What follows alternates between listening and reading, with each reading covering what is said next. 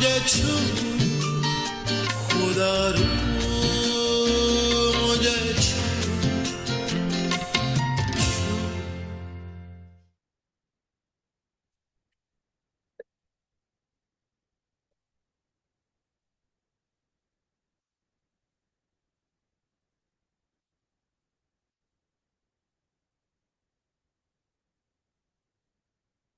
Recording in progress.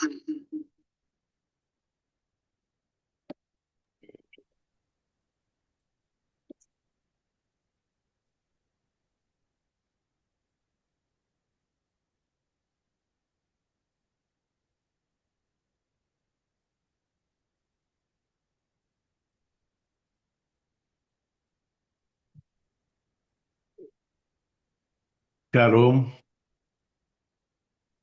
God bless everyone. खुदावंद के जलाली नाम में आप सबको मेरा सलाम।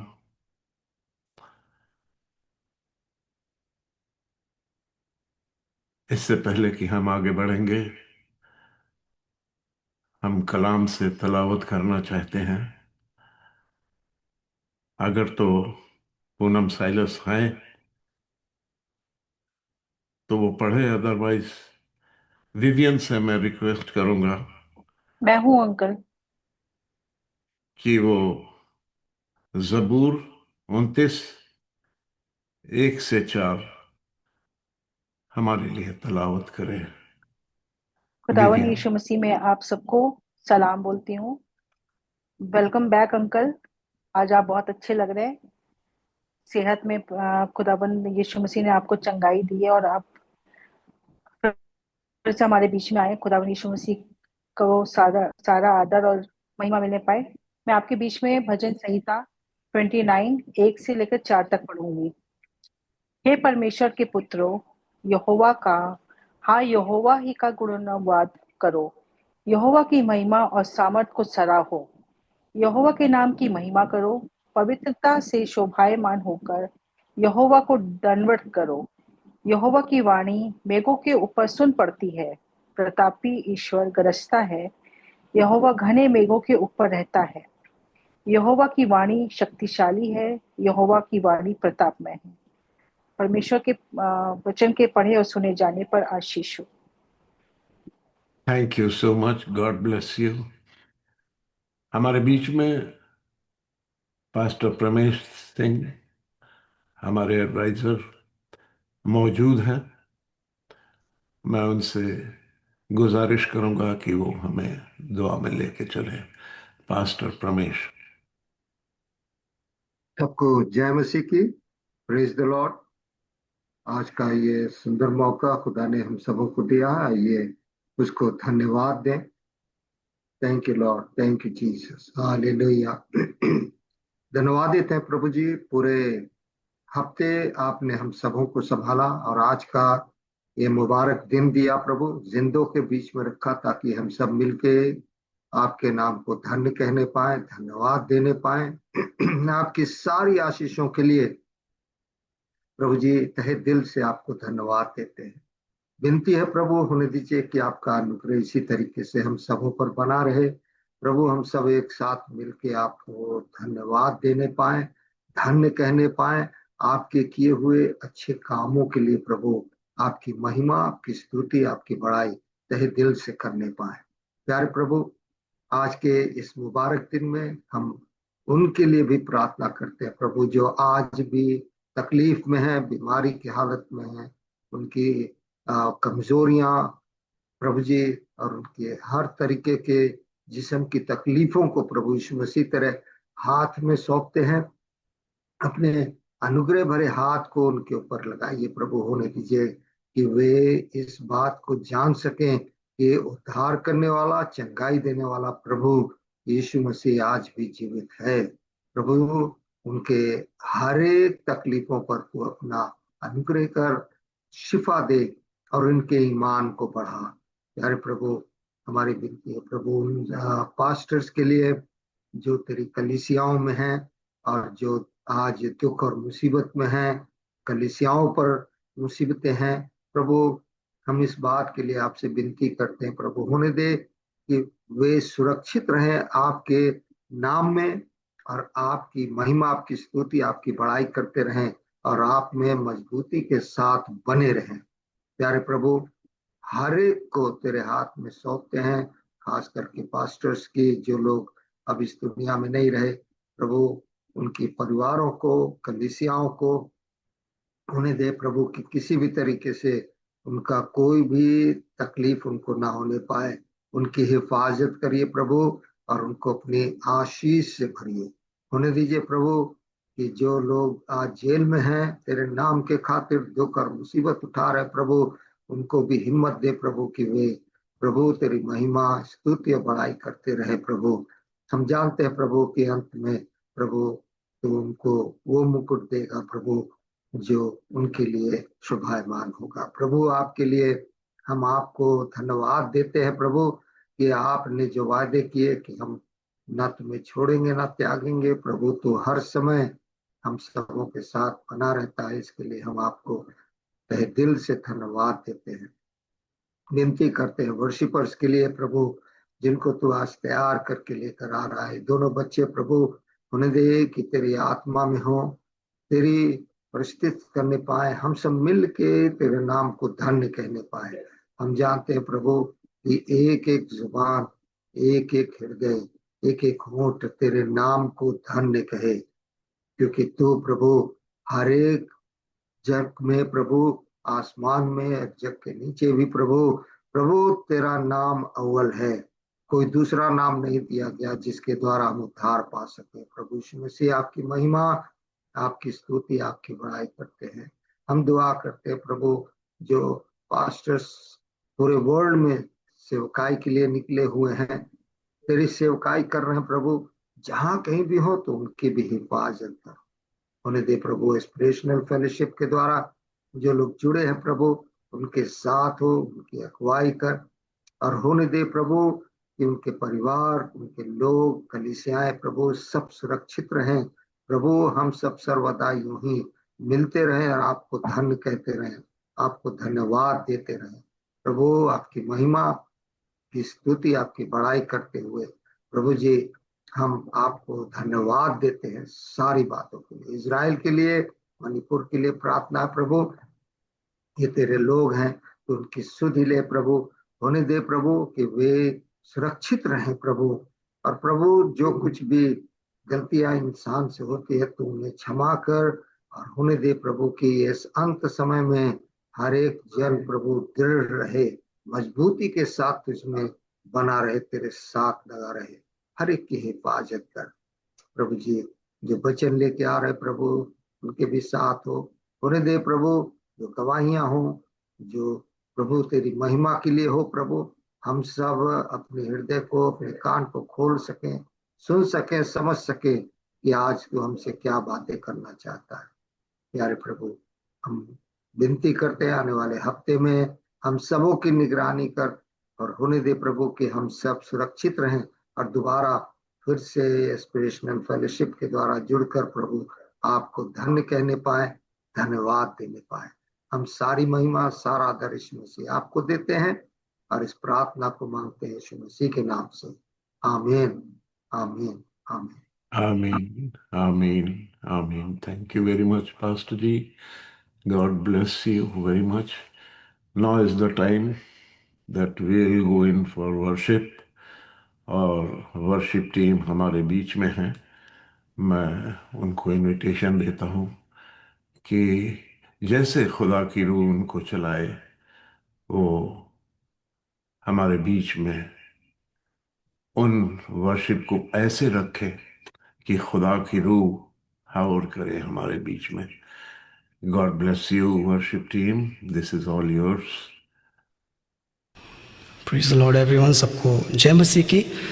प्रभु का हम अपने हाथों को उठाकर धन्यवाद करते हैं, सबसे पहले ज़िंदा गवाही के लिए जो आपकी और मेरे सामने है, और सारा आदर में जलाल हम प्रभु को देना चाहते हैं। और सच में कलाम हमें वही बताता है कि वो हमारी हड्डी हड्डी की रक्षा करने वाला परमेश्वर है। आप अपने यहोवा पर घमंड करें, क्योंकि जिसको आप जानते और पहचानते हैं वो जीवित खुदा है, वो मुर्दों में नहीं है पर अब जी चुका है। आइए हम अपने परमेश्वर का धन्यवाद करें और अपने ज़िंदा खुदावन की परस्तिश हमें किस तरीके से करनी चाहिए ये आप और हम जानते हैं, और आज हम वैसी आराधना करेंगे जैसे अपनी ज़िंदा खुदा की हमें करनी चाहिए। Thank you Jesus. आइए हम आराधना की ओर बढ़ें और उसका धन्यवाद करें। Thank you Jesus. धन्यवाद यीशु।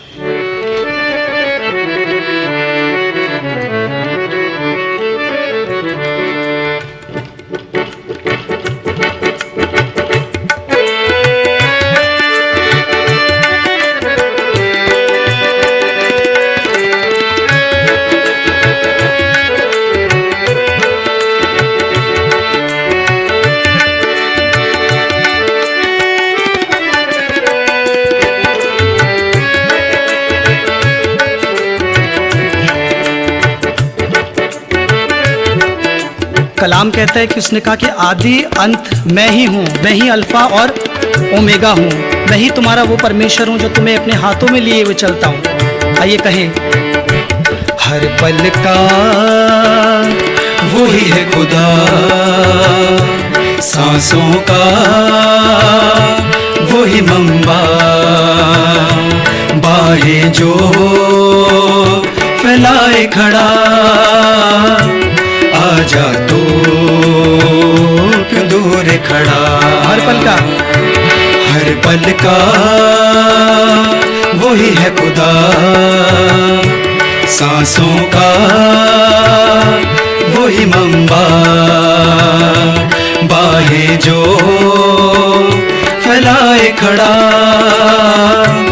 आजा तो क्यों दूर खड़ा, आजा तू क्यों दूर खड़ा।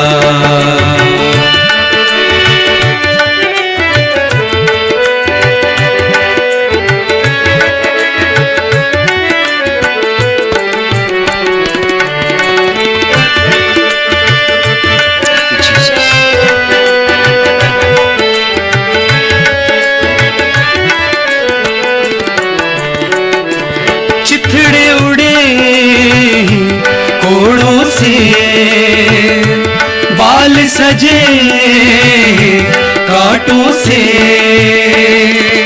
चिथड़े उड़े कोड़ों से, बाल सजे कांटों से, दाढ़ी नोची हाथों से,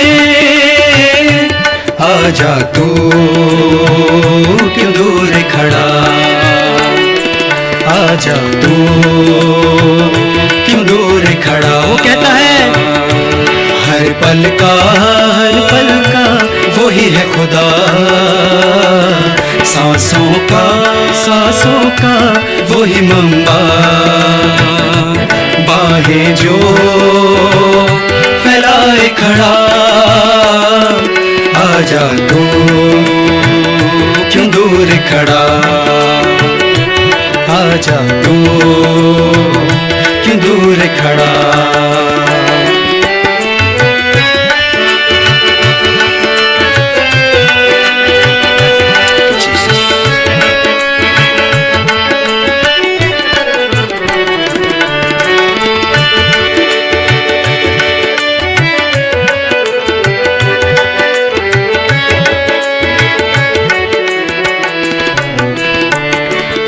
लहू लहू उसका बदन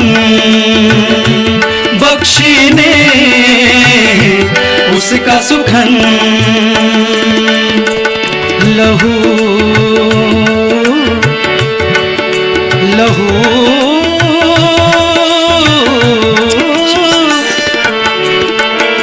लहू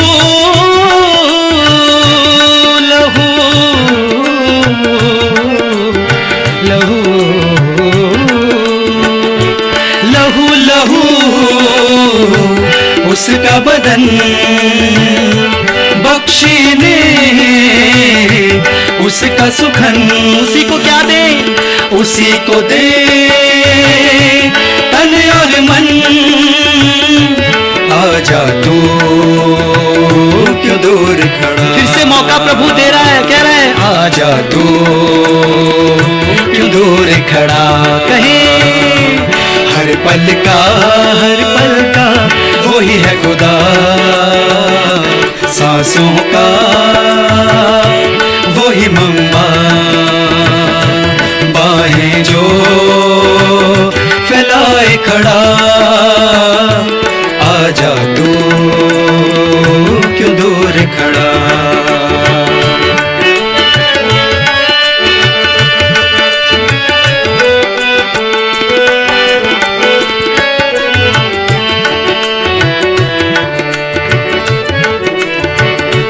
पाप बना तू रास्त बने, इफ्जी हुआ कि तू न मरे।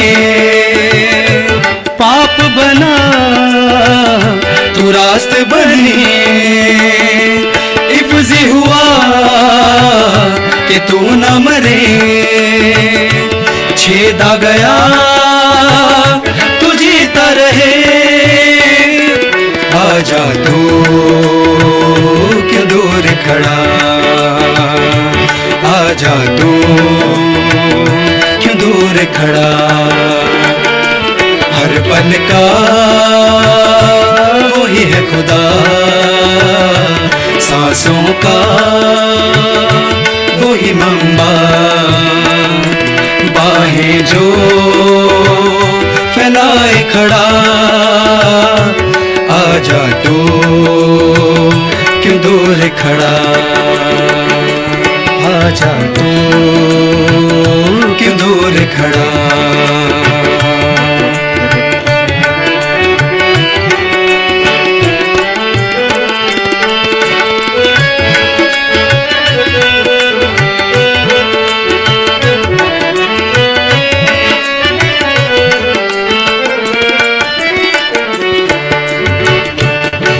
लहू के वसीले हो गए पाप क्षमा, तेरी सलीब से यीशु पागे रोगी शिफा। तेरे लहू के वसीले हो गए पाप क्षमा, तेरी सलीब से यीशु पागे रोगी शिफा। तेरा लहू, तेरा लहू, तेरा लहू करता है पाप क्षमा।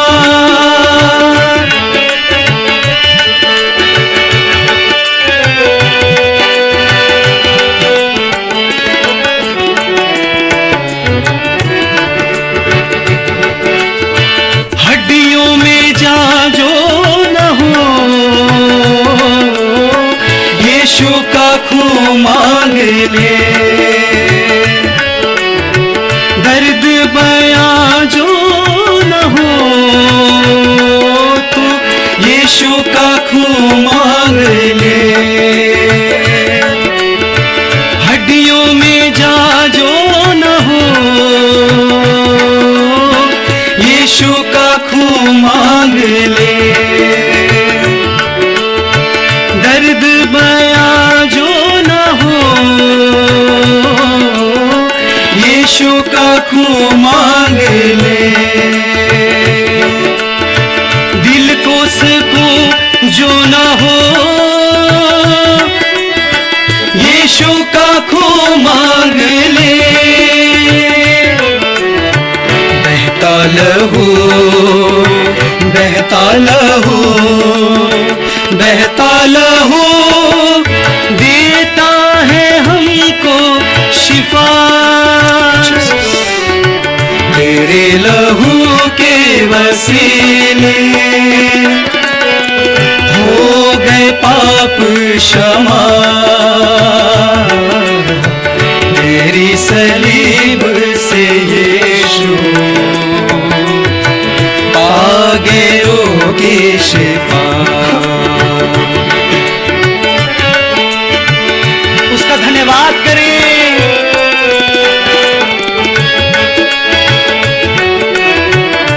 वही है जो हड्डियों में कुव्वत डालता है, वही है जो सामर्थ्य से हमें खड़ा करता है। उसका धन्यवाद करें क्योंकि लिखा है यहोवा भला है, उसकी करुणा सदा की है। हम जितना उसका धन्यवाद करें खुदावन के लोगों वो कम है हमारी जिंदगियों में। लहू की कीमत जरा मरियम की ममता से पूछ। इकलौते बेटे का दाम पाक यहोवा से पूछ।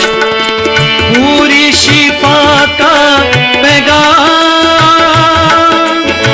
कांटों कोड़ों से पूछ। पूरी शिफा का पैगाम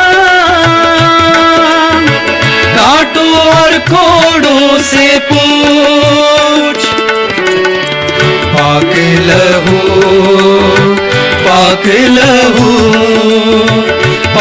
लहू हमको भी देगा ज़या। तेरे लहू के वसीले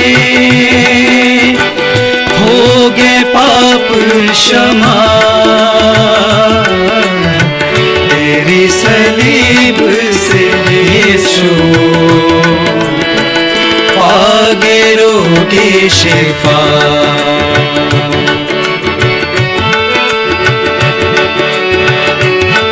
आइए उसका धन्यवाद करें उसके लहू के लिए जो आपके और मेरे लिए है बहाया गया, जो आपके और मेरे लिए काम करता है। थैंक यू जीसस, जिस लहू को बहाने से आपके और मेरे अंदर जीवन आया, जिस लहू को पाकर हमने अपने गुनाहों से शुद्धता पाई, ऐसे लहू को धन्यवाद करें।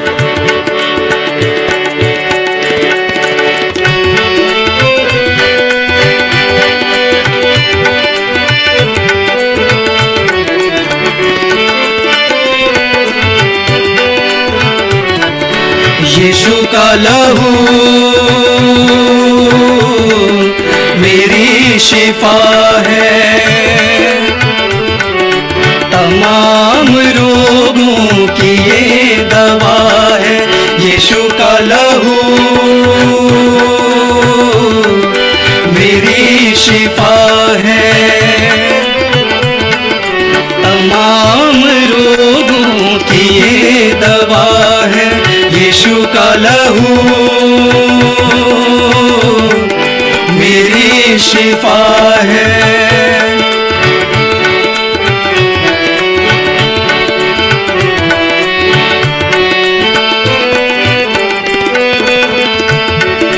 ये राहते दिल मेरा कफारा, शिफाए जाए लहू का धारा।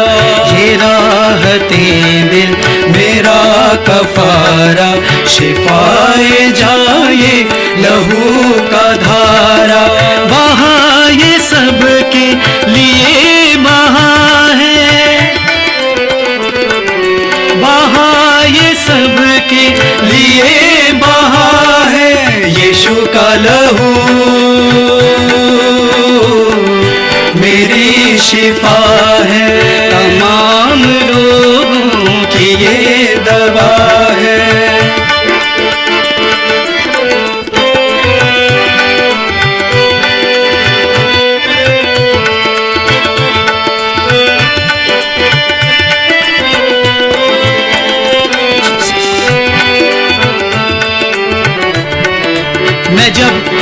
मैं जब पुकारूं ये मुझ पे आए, कि हर बवा से मुझे बचाए। मैं जब पुकारूं ये मुझ पे आए, कि हर बवा से मुझे बचाए। मेरी तसल्ली मेरी बका है, मेरी तसल्ली मेरी बका है। यीशु का लहू मेरी शिफा है, तमाम रोगों की ये दवा है, यीशु का लहू मेरी शिफा है।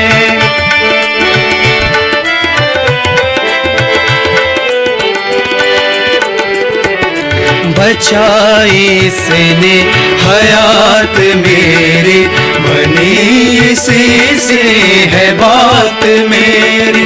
बचाई इसने हयात मेरी, बनी इसी से है बात मेरी। ये रास्ता मेरी नजात का है, ये रास्ता मेरी नजात का है, यीशु का लहू मेरी शिफा है। तमाम रोगों की ये दवा है, यीशु का लहू मेरी शिफा है। खुदा के लोग इस समय अपनी आंखों को बंद रखिए उसकी पाक हजूरी में, उसका धन्यवाद करें। थैंक यू जीसस, क्योंकि कलाम कहता है कि यहोवा भला है और उसकी करुणा सदा की है। आइए हम ऐसे परमेश्वर का धन्यवाद करें। थैंक यू जीसस, जो हमें लज्जित होने नहीं देता, जो हमें कलाम कहता है गिरने नहीं देता। लिखा जितनों ने उस पर विश्वास किया उनके मुख कभी काले ना होने पाए। वो हड्डियों में जान डालने वाला परमेश्वर है। कलाम कहता है कि यीशु ही हमारा सच्चा मित्र है। मित्र वही है जो अपने दूसरे मित्र के लिए अपनी जान को दे। आप याद करें अपनी जिंदगी में क्या कोई ऐसा है जिसने आपके लिए अपनी जान दी हो? क्या कोई ऐसा है जो आपकी उस कंडीशन में भी खड़ा रहा जहां पे लोग खड़े नहीं हो पाए, जहां पे कोई आपके साथ खड़ा नहीं हो पाया? यदि आप इस समय महसूस कर रहे हैं कि खुदावन ने आपकी जिंदगी में काम किया है, यदि आप महसूस कर रहे हैं कि यहोवा भला है, मैंने बहुत सारियां नाफरमानी की उसकी नज़र में, उसके बाद भी वो मेरे लिए भला बना रहा, तो ये समय खुदा के लोगों आपका कि आप अपने हाथों को उठाएं और कहें प्रभु आपसे अच्छा मित्र और मुझे कोई नहीं संसार में मिल सकता प्रभु, यहाँ भी और वहाँ भी, क्योंकि वो एक ही है, वो एक ही मित्र है, उससे बढ़कर और कोई मित्र नहीं। Thank you Jesus. कलाम कहता है कि उसके उपकारों को याद करो, उसका धन्यवाद करो, इसके किए गए किसी उपकार को ना भूलना बाइबल कहती है। Thank you Jesus. प्रभु हम धन्यवाद करते हैं कि तूने हमारे हाथ को पकड़ा। तूने तब प्यार नहीं किया जब सब कुछ भलाई चल रही थी, हमारे जीवन में सब कुछ अच्छा चल रहा था, पर तब प्रेम किया जब हम नाफरमानी में जिंदगी को गुजार रहे थे। Oh thank you Jesus. मेरा एक ही मित्र यीशु, मेरा एक ही मित्र यीशु। Thank you Jesus. आइए इस वर्शिप गीत को हम जब गाएंगे, हम अपने मित्र के लिए, यीशु के लिए धन्यवाद करेंगे अपने हाथों को उठाकर। Thank you Jesus.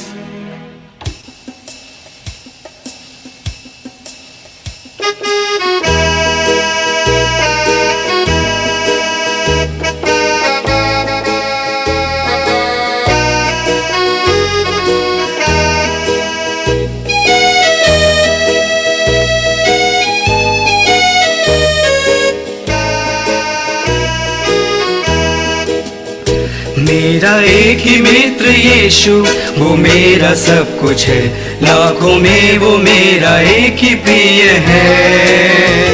वो शारोन का गुलाब है और भोर का तारा है, लाखों में वो मेरा एक ही प्रिय है।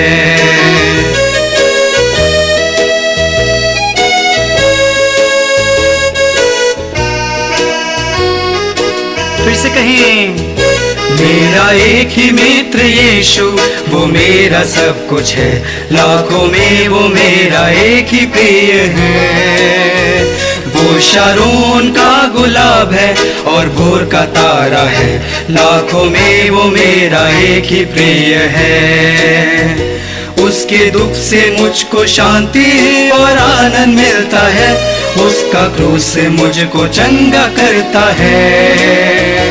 वो शारोन का गुलाब है और भोर का तारा है, लाखों में वो मेरा एक ही प्रिय है।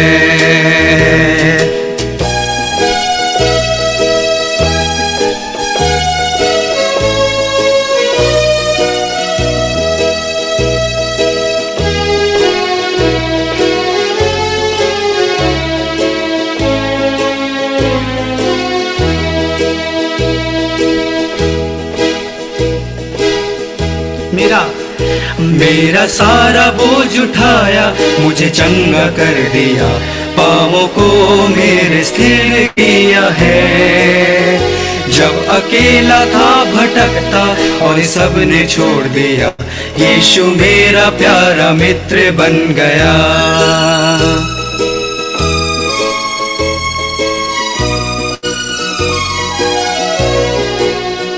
मेरा सारा बोझ उठाया, मुझे चंगा कर दिया, पाँवों को मेरे स्थिर किया है। जो अकेला था भटकता और सबने छोड़ दिया, यीशु मेरा प्यारा मित्र बन गया। उसके दुख से मुझको शांति और आनंद मिलता है, उसका क्रूस मुझको चंगा करता है। वो शारोन का गुलाब है और भोर का तारा है, लाखों में वो मेरा एक ही प्रिय है।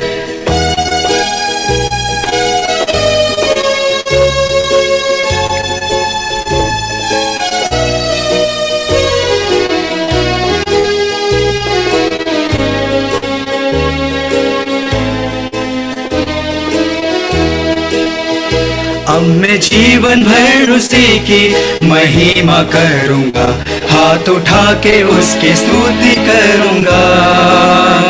यीशु के लिए जीऊंगा और उसमें मरूंगा, अब मेरी एकमात्र आशा है।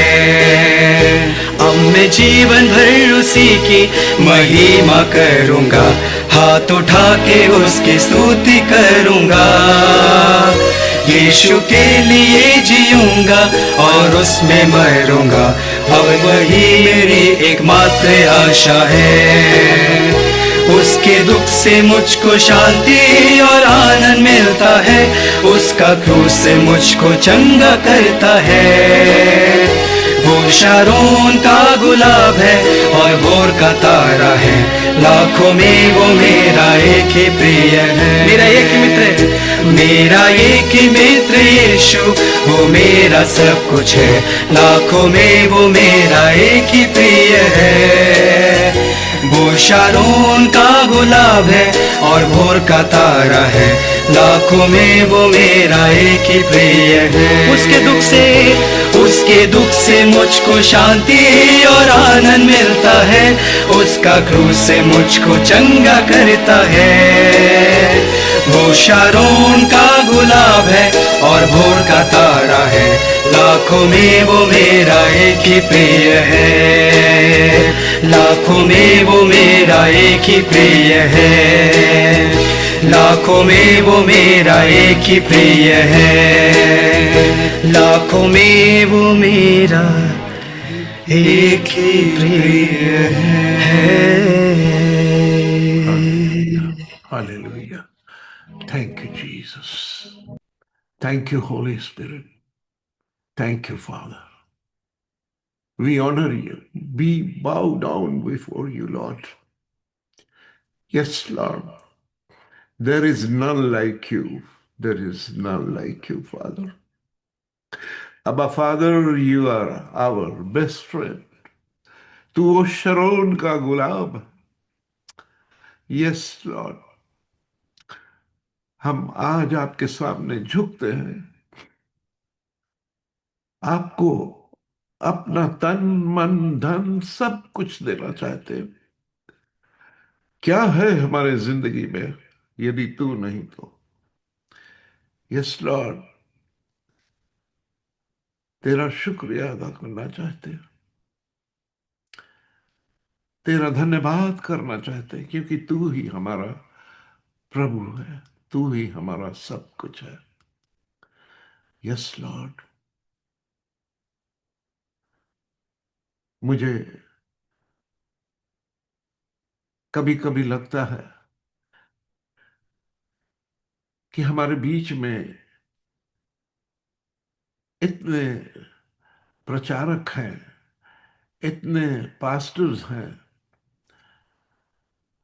और खुदावंद यीशु मसीह की जिंदगी तो सिर्फ दुआ में जाती थी।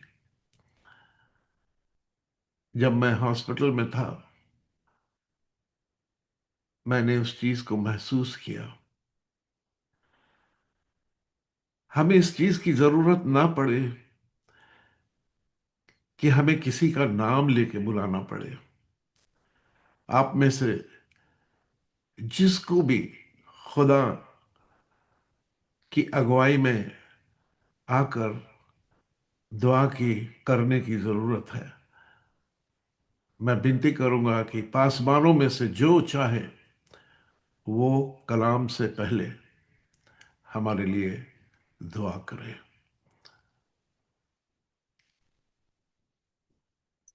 आसमानी खुदावन तेरा शुक्र करते हैं आज के मुबारक दिन के लिए, इस मुबारक शाम के लिए। तेरा जलाल प्रकट हो, तेरे दास को हमारे बीच में लेकर आया प्रभु, और तिलावत कलाम करने के लिए पिता तेरा शुक्र करते हैं। तेरा नाम ऊंचा हो पिता, अपने दास को तूने इस लायक बनाया पिता परमेश्वर, और रिकवरी दिया, इसके धन्यवाद देते हैं। जितना तेरा शुक्र करें खुदावन कम है खुदा। आज हम जानते हैं और हम सब तैयार हैं तेरे उस राज्य का सुसमाचार सुनने की।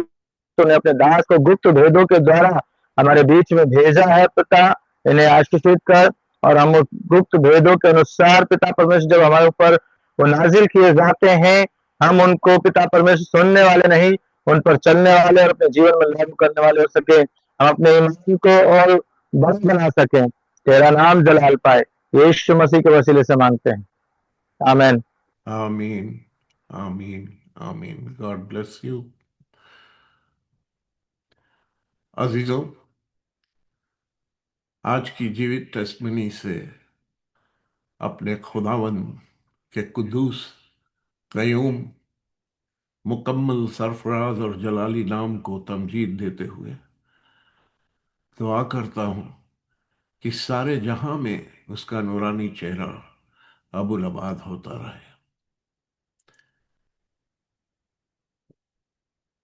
इससे पहले की सर्जरी के दौरान जीते परमेश्वर के उस जीवित कलाम को जो उसके पाक होठों के जरिए मुझे मिला,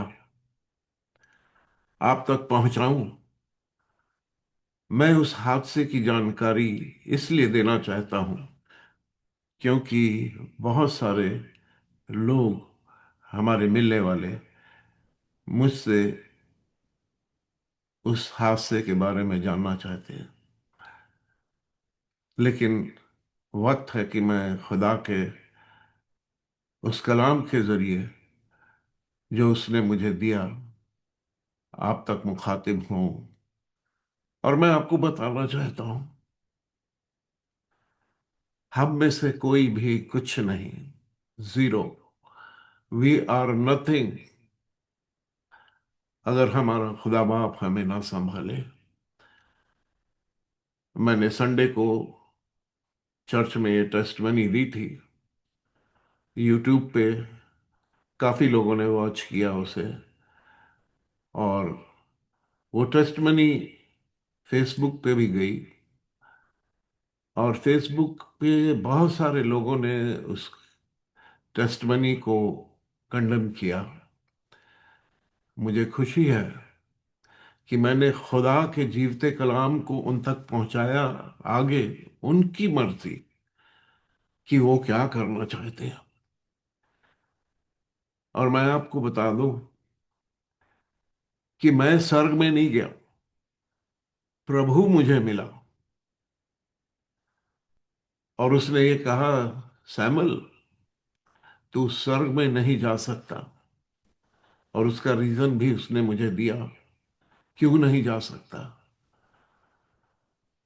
और मैं आपको सबसे पहले उस हादसे के बारे में बता दूं, फिर आगे बढ़ूंगा।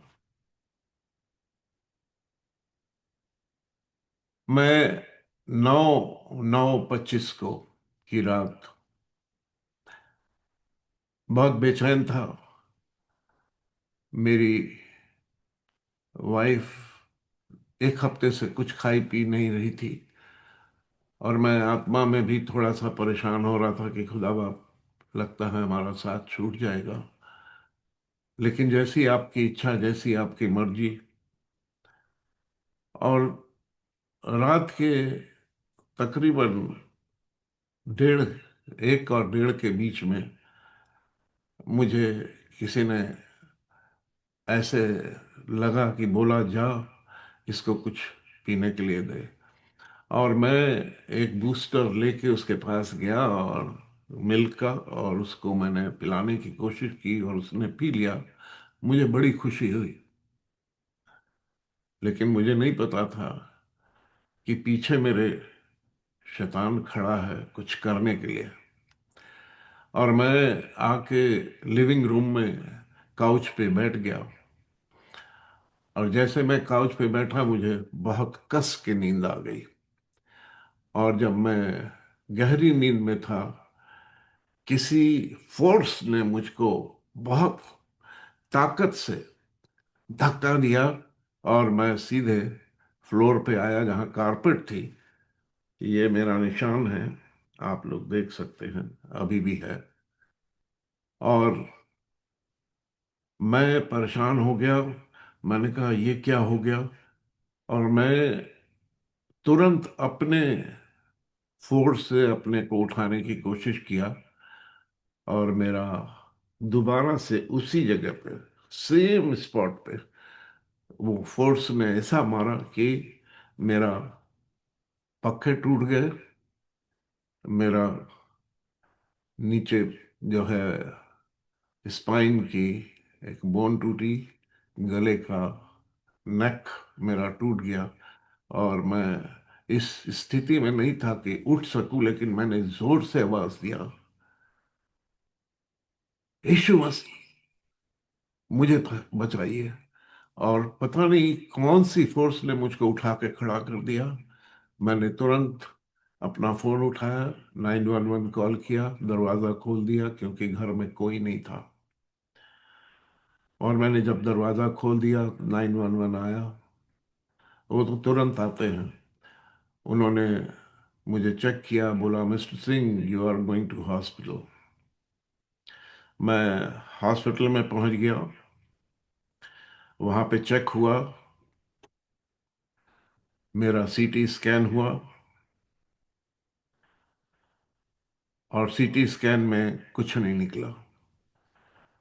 मैंने अपने प्रभु का धन्यवाद दिया, लेकिन डॉक्टर्स ने कहा कि हम 1 दिन और आपको वॉच करेंगे और कल एमआरआई करके आपको छोड़ देंगे। मैं इस बात को समझ गया था कि ये शैतान का काम है, और उसने कोशिश की मेरे ऊपर कि मुझको वो नीचे गिरा दे। वो नहीं चाहता था कि हम खुदा में आगे बढ़ें। और जब दूसरे दिन एमआरआई हुआ, तो तुरंत सर्जन अपनी टीम के साथ भागे भागे आए। मेरे भाई पास्टर प्रमेश वहीं खड़े थे। और इससे पहले कि मैं आगे बढ़ूं, मैं खुदा का बहुत बहुत शुक्रगुजार हूं। काश दुनिया में सबको ऐसा ही भाई मिले, जिसने रातों दिन एक करके कलाम के जरिए और दुआ के जरिए मेरे बेड के सिरहाने खड़े होकर दुआ की। और मुझको खुदा ने आप लोग की दुआओं के जरिए भी हीलिंग दिया। और जब सर्जन आया तो उसने मुझसे कहा, मिस्टर सिंह तुम्हारी सर्वाइकल स्पाइन टूट गई है, दोनों शोल्डर डिसलोकेटेड हैं और गर्दन भी टूट गई। ये छोटी सी बात नहीं है। We have to go for a major surgery, जिसमें 5 से 5.5 घंटे लगेंगे। और मुझे नहीं पता आगे क्या होने वाला है। और उसने मुझे एक पेपर भी साइन करवाया, और मुझसे पूछा गया कि क्या तुम चाहते हो सर्जरी हो। तो मेरे भाई ने बोला कि हाँ कर दो। लेकिन मैंने अपने फैमिली से पूछ के उनको बोल दिया कि हाँ कर दो। 12:30 बजे मैं उस सर्जरी के टेबल पे था। और जैसे ही मुझे एनेस्थीसिया दिया गया, मुझे नहीं पता कि मेरे बदन के साथ क्या हुआ, लेकिन डॉक्टर ने बताया कि दो तरह की सर्जरी हो सकती थी, एंटीरियर और पोस्टीरियर। सर्जन ने पोस्टीरियर सर्जरी अप्रोच चुना और गर्दन के नीचे से इंसिजन बनाकर नेक के आगे से रास्ता बनाया और टूटी डिस्क को निकालकर बोन ग्राफ्टिंग किया और उसमें 2-2 इंच की रॉड डाली और शोल्डर रिपेयर किया और नेक में ब्रेस डालकर मुझे छोड़ दिया। इसमें 5.5 घंटे लग गए। जैसे ही एनेस्थीसिया दिया गया, मैंने आपको बताया मेरी रूह ऊपर उठ गई। मैंने देखा कि एक खूबसूरत नीले रंग का बॉक्स, जिसकी लंबाई 3 फुट, चौड़ाई 4 फुट, मेरे सामने था। और उसमें से पहले तो खूबसूरत तितलियां, बटरफ्लाइज जिसे हम कहते हैं, निकलकर मेरे कानों में गा रही थी, हालेलुया हालेलुया। और इतना खूबसूरत था कि मैं उनको पकड़ना चाहता था, छूना चाहता था। और उसी समय पीछे से उनके साथ 2 सफेद चमचमाते हाथ, जिसके पिछले भाग में सोने से भी ज्यादा खूबसूरत ब्रेस जड़ा हुआ था, निकले। और एक ऐसी आवाज जिसे मैंने कभी ऐसी आवाज सुनी नहीं, रूपदार पर सुनने में कोमल और सुंदर हंस की आवाज ने मुझसे कहा, सैमुअल, मैं यीशु तेरा उद्धार करता हूं, यहीं रुक जा क्योंकि तू आगे नहीं जा सकता। मैं इतना खुश था कि मैंने कहा, प्रभु, मैं ये भूल गया कि प्रभु जी मेरे सामने हैं। और मैं उनसे रिक्वेस्ट करने लगा कि मुझे अर्नस्ट मल और वरदान से मिलना है, जो कि हमारे बड़े क्लोज रहे थे, और खुदा के तख्त के पास भी जाना है। यीशु ख्रीस्त ने कहा, क्या तूने मुझसे मुझे देखा, मुझसे मिला तो खुशी नहीं हुई? और उसने कहा, जिसने मुझे देखा उसने सब कुछ देख लिया। आगे यीशु ने कहा कि जिनकी तू बात करता है वे मेरे बाप के हुजूरी में वर्शिप कर रहे हैं, और अभी तुझे वहां नहीं जाना है क्योंकि तेरा वक्त नहीं हुआ।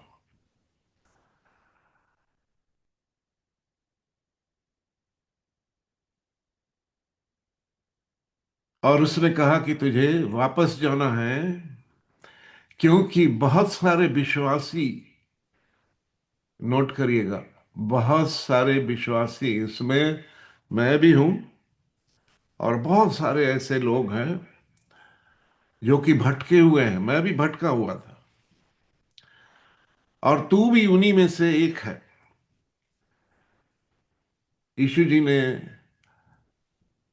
कहा कि ये मौका तुझे दिया गया कि तू ये कलाम जो मैं तुझे देने पे हूं, ये तू मेरे लोगों तक जाके पहुंचा दे। क्योंकि there are only 2 places. One place is a worship place, throne of God. Second place, नरक, जहां आग जल रही है और लोगों को उसमें झोंका जाना है। उसने कहा 95% people are not going to that place जहां वर्शिप चल रही है, और तेरे लिए भी वो जगह नहीं थी। मैंने पूछा, खुदा बाप, ऐसा मैंने क्या किया? उन्होंने कहा, जब विश्राम के दिन तुझे मौका दिया गया कि तू मेरे भवन में जाए और मेरे कलाम को दे, लोगों को पेश करे, जो तुझे नहीं, मेरी रूह के द्वारा तुझ तक जाना था, तुझे दिया जाना था, तूने इनकार किया। तूने कहा कि मेरे अर्धांगिनी को देखने वाला कोई नहीं है, इसलिए मैं नहीं जा सकता। मेरा पहला ये बनता है ड्यूटी कि मैं उसको देखूं। और मैंने इनकार किया। और ये बात सच है कि मैंने एक बार नहीं, दो बार नहीं, सैकड़ों बार जब मुझको मौका मिला, मैंने इनकार किया। और खुदावंद यीशु मसीह ने कहा कि देख, विश्राम गृह में तू कभी प्रवेश नहीं कर सकता जब तक कि तू वापस जाके अपने आप को ना सुधारे और ये जो मेरा मैसेज है ये लोगों तक पहुंचा दे। मैं एक बार फिर क्लियर करना चाहता हूं इस बात को। I didn't go to heaven, Jesus met me somewhere, जहां मैंने देखा 3 फीट लंबा और 4 फीट चौड़ा एक बॉक्स है, नीले रंग का, बहुत खूबसूरत। और वहां से उसके हाथ आए और उन्होंने मुझसे बातें की। और अजीजों, जो कलाम उसने मुझे दिया है, आइए अब सीधे हम उस कलाम पे चलते हैं, क्योंकि वो कलाम हमारे और आपकी जिंदगी में जब तक कि हम अपने आप को नहीं सुधारेंगे और उसके मुताबिक अपने काम को नहीं करेंगे, हम स्वर्ग में नहीं जा रहे हैं। चाहे हम कितने अच्छे वर्शिपर हो, कितने अच्छे जो है प्रचारक हों, पादरी हों, काम करने वाले हों, अपने आप को जांचिएगा इस कलाम के जरिए कि वेयर आर यू।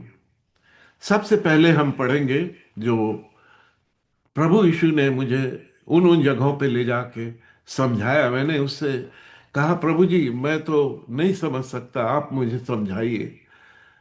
तब प्रभु ने उन कलाम को पढ़ा, खुद पढ़ा, कहा कि मैं तेरे लिए पढ़ता हूं, तुझे समझाता हूं। और आज मैं अपने छोटे भाई पास्टर प्रमेश से, पास्टर पिंटू अगर आप सो रहे हैं तो प्लीज इस कलाम को सुनिए, और नहीं तो आप सामने से हट जाए, क्योंकि ये कलाम जिंदा कलाम है जो परमेश्वर की तरफ से आपके सामने आ रहा है। And I don't want anybody कि इस कलाम की बेइज्जती हो। मैं पास्टर पिंटू से विनती करता हूं, if you are sleeping please close your window.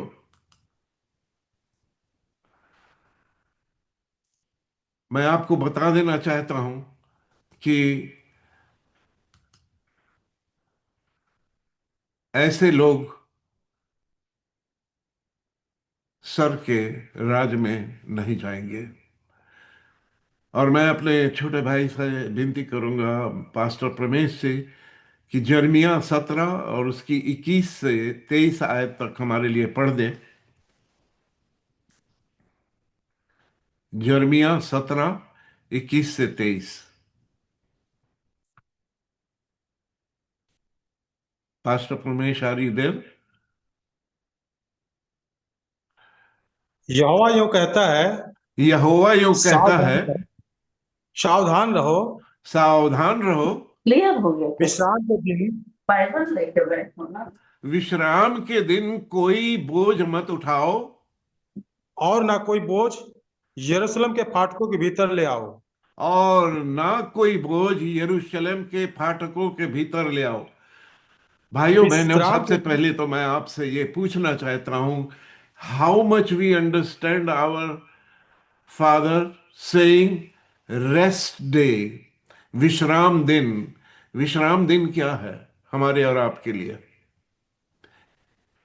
कोई एक जन अपने आप को अनम्यूट करके ये बता सकता है विश्राम दिन क्या है?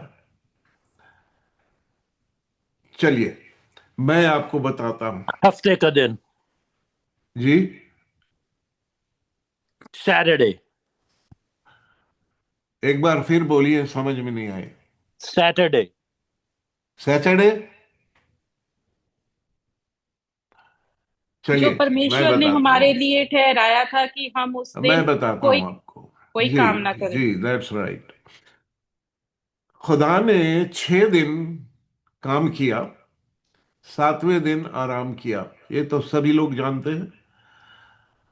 और जब हम पुराने नियम में जाते हैं तो कुछ ऐसी चीजों को हम देखते हैं, हमें पता चलता है कि उसने 6 दिन काम किया है। 5 दिन तक तो उसने अपनी जुबान से बात की और वो हो गया। जो पहला जो यूहन्ना के पहले बाब में उसकी पहली आयत में लिखा हुआ है, खुदा कलाम था और जो कुछ वो बोलता था वो हो जाता था। जो कुछ आप देख रहे हैं वो सब उसके कहे के अनुसार हुआ। लेकिन ये प्रभु यीशु ने मुझे समझाया, वो मैं आपको समझा रहा हूं। उसने कहा लेकिन उसने इंसान को अपने हाथों से बनाया। उसने कहा उसने मिट्टी ली, उसे गूंधा, उसको शक्ल दिया और उसके बाद उसने अपनी सांस, मेरे बाप ने अपनी सांस तुम्हारे अंदर फूकी है। और जितने लोग हैं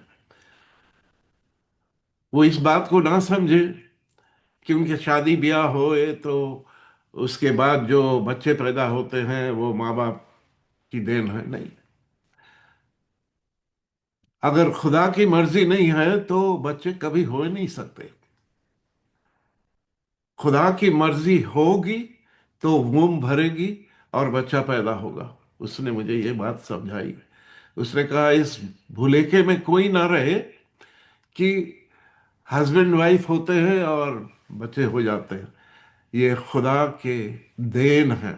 और खुदा इसलिए ये कहता है सावधान रहो, विश्राम के दिन कोई बोझ मत उठाओ। कौन सा बोझ? हम बहुत सारे दिमाग के अंदर बोझ लेके उसके घर में जाते हैं, पाक घर के अंदर जहां हमारा खुदावन अपने उस जगह पे विराजमान होता है।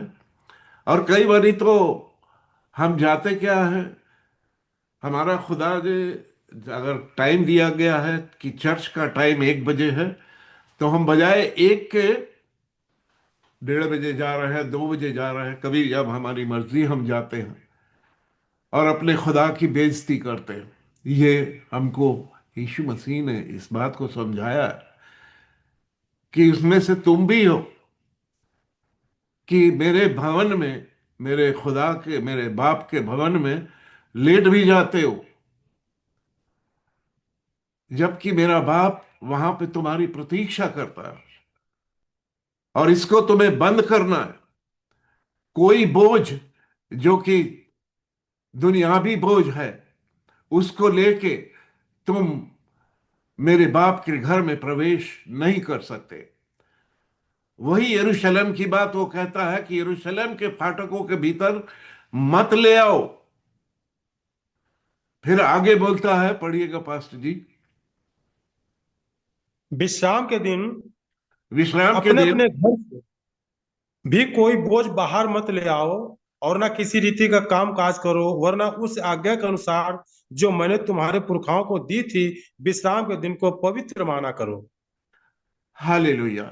वो कहता है विश्राम के दिन अपने अपने घर से भी कोई बोझ बाहर मत लाओ।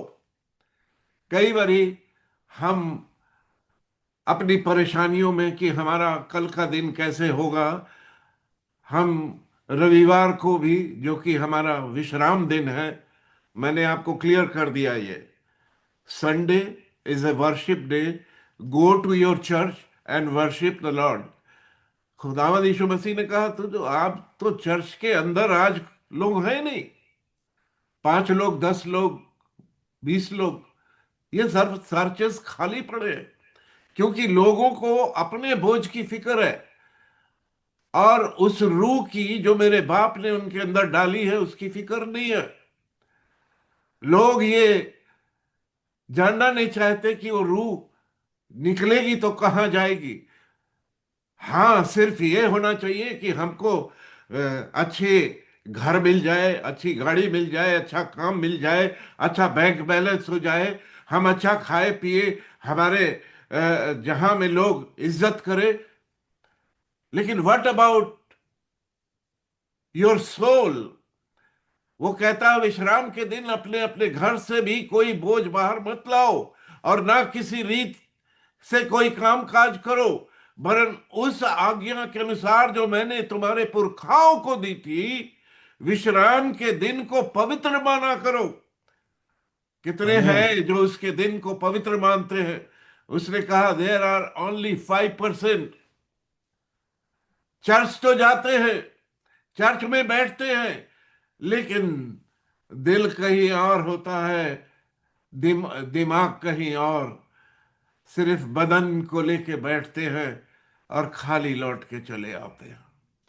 ना तो वो हमारी वर्शिप कर सकते, हमारे बाप की वर्शिप भी नहीं कर सकते, उनका कोई भाग उसमें नहीं होता, ना वो कलाम जो कि मेरा होता है उनके अंदर जाता है, और ना ही तो वो कुछ कर सकते हैं।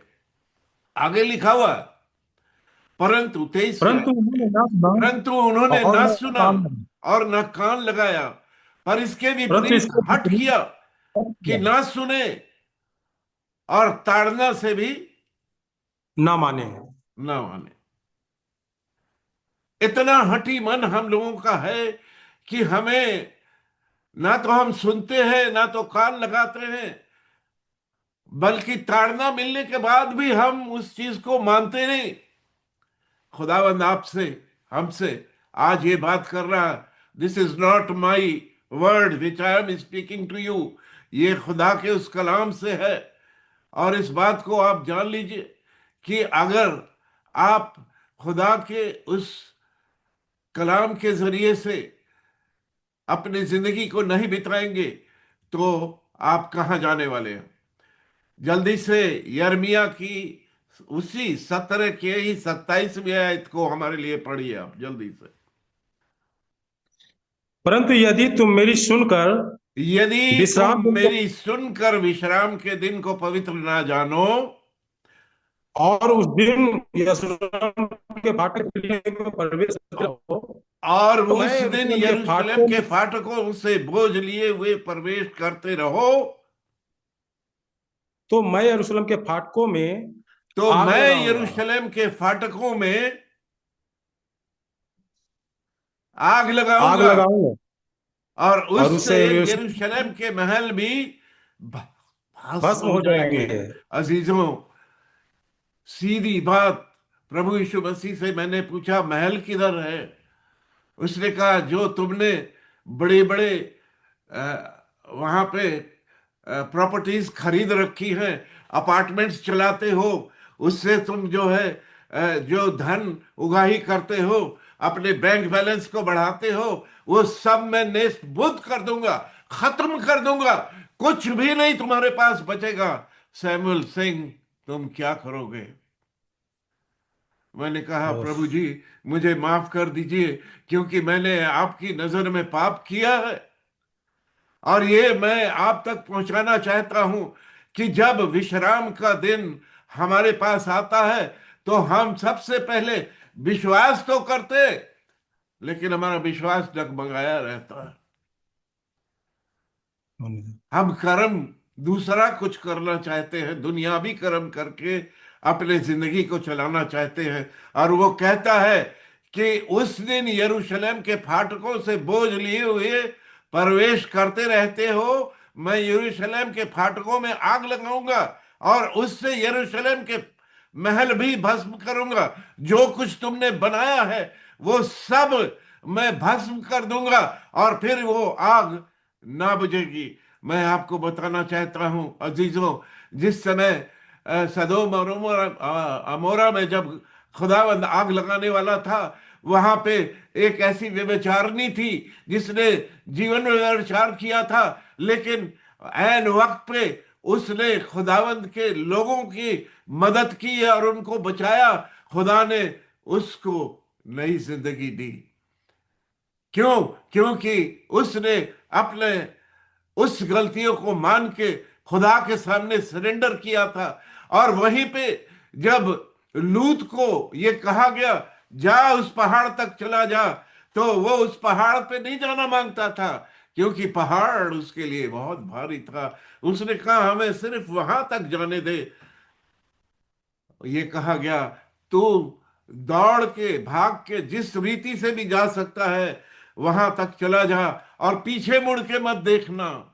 हम पीछे मुड़ मुड़ के खुदा के तरफ की बातों को छोड़ के अपने उन चीजों को देखते रहते हैं और हम निस्तभूत हो जाते हैं। जितने लोगों ने कलाम को छोड़कर पीछे मुड़ के देखा है, उनकी जिंदगी में कुछ नहीं है। ये खुदावंद यीशु मसीह ने मुझे ये बात समझाई है, मैं आप तक पहुंचाना चाहता हूं। और उसका एक एग्जाम्पल लूत की बीवी थी, जो पीछे मुड़ के देखा, उसने खुदा के हुक्म को नहीं माना और वो नमक का खंबा बन गई। अजीजों, हमें इस बात को याद रखना है कि खुदा का कलाम हमसे क्या कहता है। इन बातों को आप नोट कर लीजिए। और ये जहां जहां से मैं आपको बता रहा हूं, ये हमारी और आपकी जिंदगी के लिए है। हम एक और जगह पे जाना चाहते हैं, इब्रानियों की किताब, उसका 4था बाब, उसकी 1 आयत से 6 आयत तक हम देखेंगे। और वहां पे खुदावंद यीशु मसीह ने मुझे जो जो बातें कही और समझाई, उसको मैं आप तक रख रहा हूं। और 1 आयत में लिखा हुआ है, इसलिए जबकि उसके विश्राम में प्रवेश करने की प्रतिज्ञा अब तक है, तो हमें डरना चाहिए। ऐसा ना हो कि तुम में से कोई जन उससे रहित जान पड़े। और इसलिए उसने मुझे ये समझाते हुए कि तुम अभी उस योग्य नहीं हो कि स्वर्ग में जा सको, वापस जाओ और खुद भी तुम उन चीजों को जो मैं तुम्हें बता रहा हूं, विश्राम दिन की जो प्रतिज्ञाएं हैं, उनसे डरो और उनको मानो और उसके अनुसार करो। और वो प्रतिज्ञाएं क्या है? उसने कहा जब विश्राम का दिन होता है, जो समय निर्धारित है, उस समय से पहले तुमको वहां पर मौजूद होना है, ताकि तुम्हारा परमेश्वर तुमको आशीषें दे। और जब तुम उसके हुजूरी में वर्शिप करो, तो तुम्हारी वर्शिप पे वो तुम्हारे बीच में आए, तुम्हारे ऊपर हाथ रखे, तुम्हारी कोई बीमारी, कोई तकलीफ, कोई भी समस्या है, वो उसके हाथ रखने से जाती रहे। लेकिन तुमने उन मौकों को खोया है। और खुदावन जो मेरा बाप है, वो उस जगह पे मौजूद तो होता है, लेकिन तुम वहां मौजूद नहीं होते।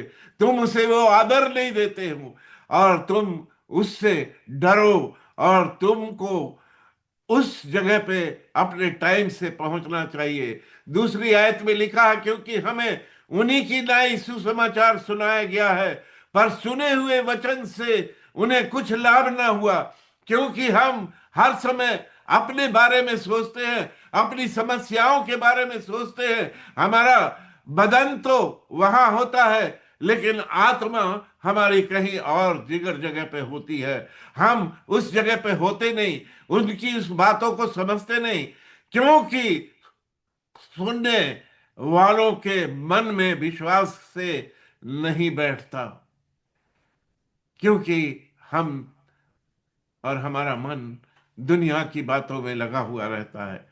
अजीजों, आगे वो कहता है, हम जिन्होंने विश्वास किया है उस विश्राम में प्रवेश करते हैं, जैसा उसने कहा कि मैंने अपने क्रोध में शपथ खाई कि वे मेरे विश्राम में प्रवेश करने ना पाएंगे, यद्यपि जगत की उत्पत्ति के समय से उसके काम पूरे हो चुके थे।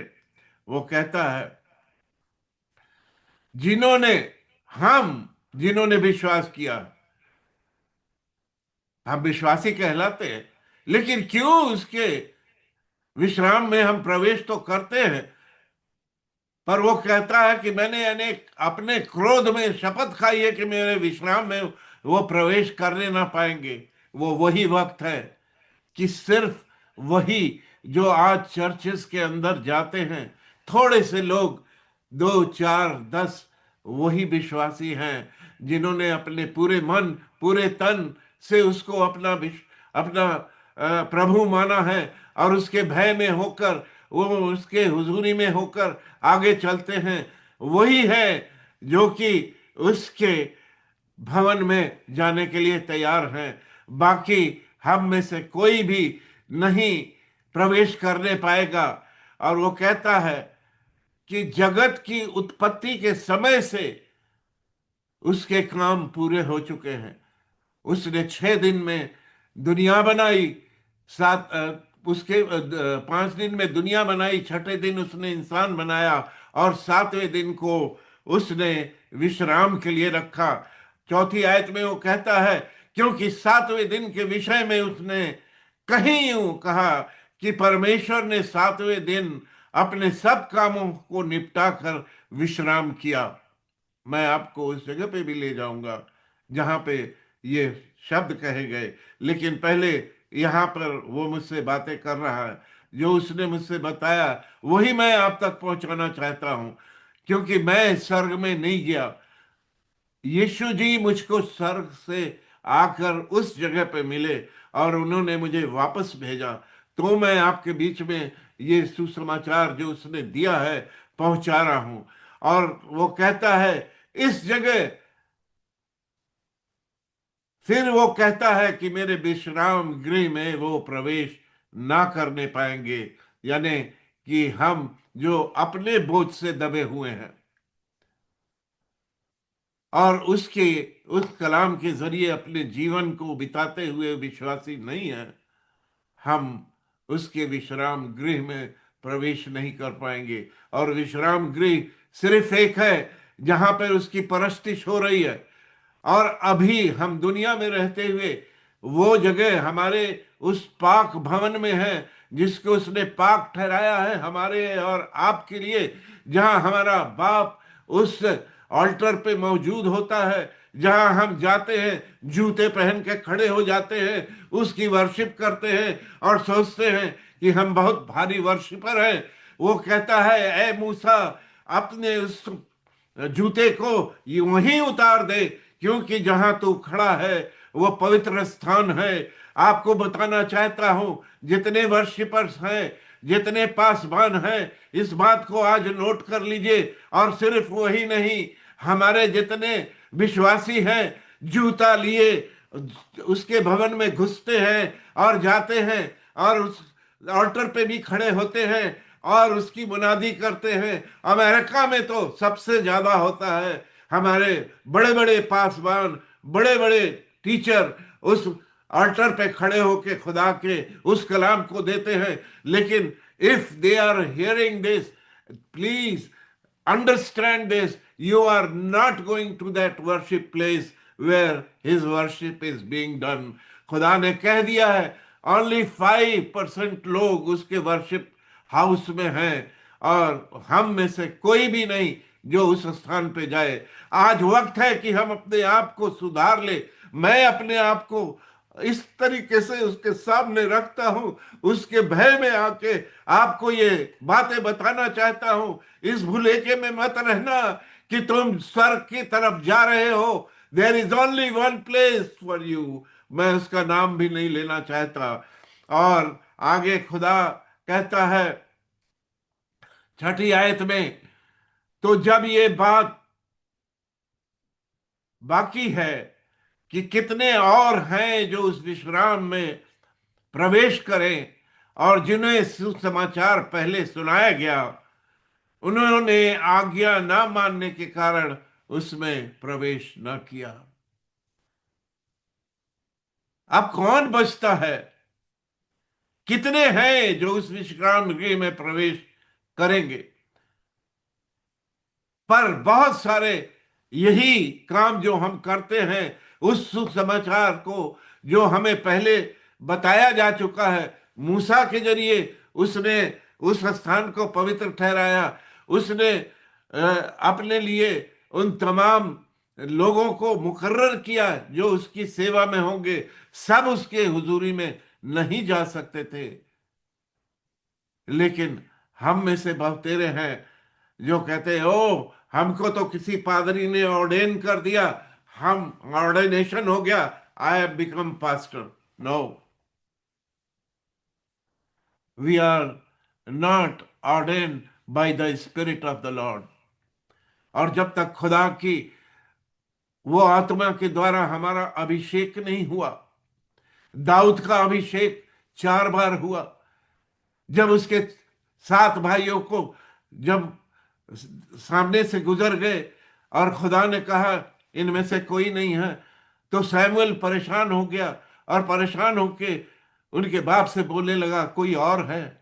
उसने कहा, हाँ एक है जो भेड़ बकरियों को चराता है। उसने कहा उसको भी बुला ले। और जब उसको बुलाया गया दाऊद को, और जब दाऊद आया तो सैमुअल उठ के खड़ा हो गया। क्यों खड़ा हो गया? क्योंकि इसका चेहरा तमतमाता था, और दाऊद तो हमेशा यही कहता था, मेरा प्याला उमड़ रहा है, तूने तो मेरे सर पे तेल मला है। उसने कभी भी ये नहीं जाना कि वो एक योद्धा है।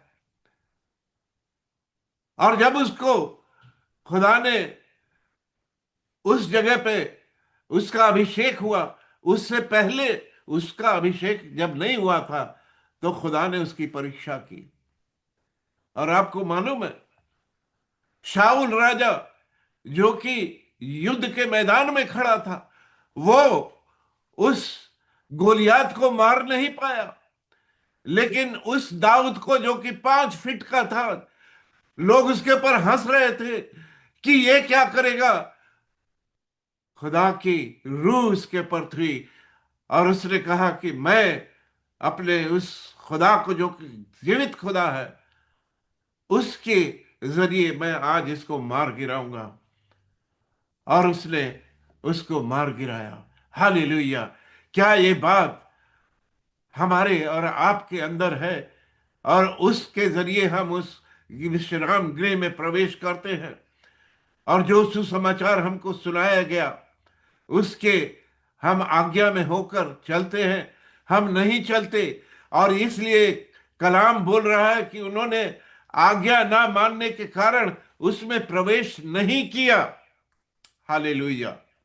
पैदाइश की किताब उसका 2 बाब और उसकी 2 और 3 आयत में वो हमसे और आपसे कहता है, और परमेश्वर ने अपना काम जिसे वो करता था 7वें दिन समाप्त किया, और उसने अपने किए हुए सारे कामों से 7वें दिन विश्राम किया। और दुनिया में 7वां दिन इतवार को माना जाता है, जहां सारे काम काज बंद होते। लेकिन कुछ ऐसे बिजनेसेस, हाउसेस हैं जो कि इतवार को भी चलते रहते हैं, और आपके कामकाज के लिए वो आपकी उस ड्यूटी को इतवार को भी लगा देते। और लोग कहते क्या करें, हमें तो काम करना है, और हमें अगर काम नहीं करेंगे तो हम कहां से खाएंगे। यही आपका विश्वास है? यदि आपका विश्वास राई भर दाने के बराबर है तो आप पहाड़ से कहोगे उखड़ो और समुद्रों में गिरो, तो वो गिर जाएंगे। आपको मालूम है, जब एलिया नबी अपने काम के लिए चला था तो वो उस नाली के अंदर था जहां कौवों के जरिए से खुदा ने उसको रोटी खिलाई, उसको पानी पिलाया। वही एलिया था जिसने उस औरत को कहा कि जा मेरे लिए एक रोटी बना के ला, और वो जो कि उसे अपने लकड़ी को चुन रही थी कि लेके जाएगी और अपने उस एक मुट्ठी आटे को बनाएगी, खाएगी और अपने बेटे को खिलाएगी, और फिर वो मर जाएगी। लेकिन जब एलिया ने उससे कहा तो उसने सोचा कि ये खुदा का बंदा है, हो सकता है कि इसको खिलाने से हमें कुछ जो है आगे मिले। और उस विश्वास के साथ उसने उस रोटी को बनाया और उसे खिलाया, और 3.5 साल तक उस देश में अकाल पड़ा, और वही आटा, वही कुप्पी का तेल उसके साथ चलता रहा। वो विश्वास के साथ हम और आप क्या अपने भवन में जाने की कोशिश करते हैं? परमेश्वर ने कहा कि उसने अपने काम को जिसे वो करता था 7वें दिन समाप्त किया, और उसने अपने किए हुए सारे कामों से 7वें दिन विश्राम किया।